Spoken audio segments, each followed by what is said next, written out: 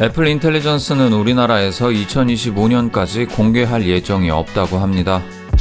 구독과 좋아요 꾹. IT 더스타.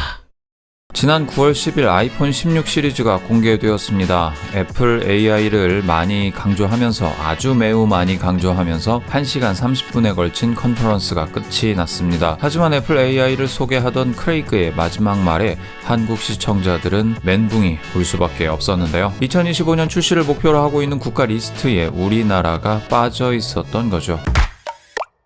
애플 인텔리전스는 종단의 단말기에서 이루어지는 AI 서비스입니다. 인터넷에 접속하지 않아도 내 개인정보와 휴대폰 수속 데이터들을 학습해서 내게 맞는 서비스를 제공해 줄 수 있는 그런 편리한 시스템이죠. 기본적으로 내 개인 비서처럼 작동합니다. 말을 버벅거리거나 중간에 바꿔도 맥락을 이해하고 명령을 수행해 주죠. 그뿐만이 아니라 내 문자 메시지 내역, 메일 내역 등을 전반적으로 학습해서 나의 스케줄 등 개인적인 일정을 관리해 줄 수도 있습니다. 이미지 생성, 사진 편집, 동영상 편집까지, 그리고 이모티콘도 생성해주는 정말 많은 일을 내 손 안에서 직접 해주죠. 웹브라우저를 통해 인터넷에 접속하고 내 사진이나 영상을 올려야만 얻을 수 있는 결과물을 내 손 안에서 해준다는 겁니다. 이렇게 좋은 애플 인텔리전스를 왜 우리나라에는 또다시 애플페이 하고 있는 걸까요? 애플페이는 우리나라에 들어오기까지 8년이 걸렸습니다. 사실 이 내용에 대해 대중적으로 공개된 내용은 없습니다. 모두들 추측하고 있을 뿐이죠. 하지만 가장 합리적인 의심을 좀 해보겠습니다.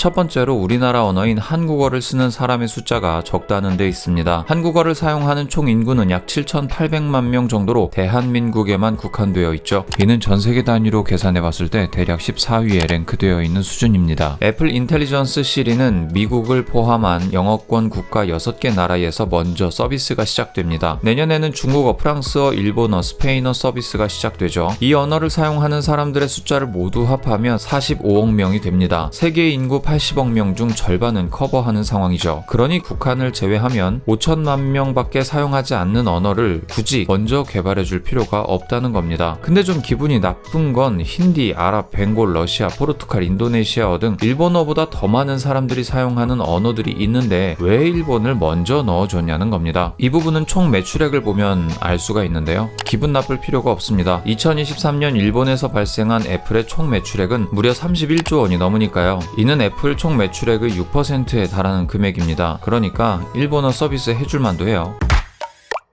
두 번째로는 언어의 복잡성도 이유를 들 수 있습니다. 우리나라 언어는 세계에서 가장 배우기 어려운 언어 1위에 랭크되어 있습니다. 은는, 이가 같은 조사는 외국어에 아예 없는 개념이고 존댓말 개념도 상당히 어려운 편이죠. 말하는 것에 따라 모음 조화와 음운 변화 규칙이 매우 어려운 것도 특징입니다. 더군다나 중국의 영향과 일본의 영향을 동시에 받다 보니 한자어도 어느 정도 능통해야 언어를 완벽히 이해할 수 있습니다. 사실 진짜 난해한 건 발음에 대한 구분인데 기역, 디귿, 비읍 같은 자음 은 발음에 따라 평음, 격음, 경음 등의 차이를 정확히 구분해야 하는데 그게 쉽지 않죠. 이를테면 달, 탈, 딸 같은 경우입니다. 모양도 비슷하고 발음도 엇비슷한데 의미는 영어로 했을 때 문, 마스크, 도터로 완전히 다르죠. 이런 발음상 어려움 때문에 배우기 어려운 걸 떠나서 컴퓨터가 인식하는 것 자체가 어려운 경우가 많습니다. 음성인식 기술은 우리나라가 상당히 일찍부터 시작했음에도 불구하고 완전히 안정적으로 인식하게 되기까지 상당한 시간이 걸렸습니다. 심지어는 아직도 완전히 인식을 못할 때가 많죠. 비교적 발음이 선명하고 구분이 쉬운 일본어의 경우 비슷한 시기에 개발을 시작해서 2000년대 후반에 온전하게 인식을 할 수 있었던 데 반해 한국어는 2010년대 중반이나 되어서야 완성시킬 수 있었습니다. 이렇게 턱이 높다 보니 다른 언어에 비해 개발 속도가 많이 떨어지고 있는 것이 아닐까 하는 추측을 해봤습니다.